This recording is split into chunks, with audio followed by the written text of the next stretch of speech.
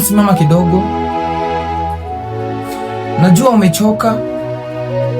Najua siku moja unajiuliza, hivi je, kuna siku maisha yangu yatawahi kubadilika? Sikiliza hii.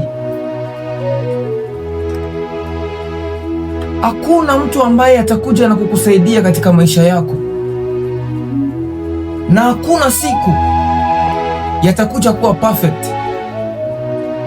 na ukisubiri utasubiri milele. Hakuna mabadiliko yatakayotokea. Hivyo unanielewa?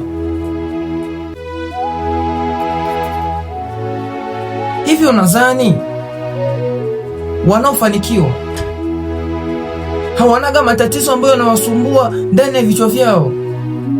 Wana matatizo pia, ila tu ni kwa sababu wanajitolea kupambana.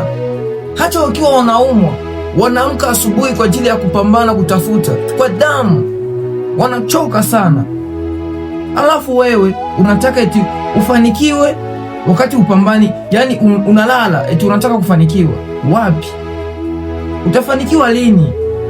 Sasa chagua hatua moja tu peke yake ya kuwa unaanza kidogo, lakini uanze. Na ukumbuke kitu kimoja, maisha hayabadiliki kwa maombi tu, lakini pia kwa kupambana, kwa bidii. Na kama leo umeamua kusema utapigana, utapambana, andika kwenye comment, nitapambana. Tukutane kwenye comment.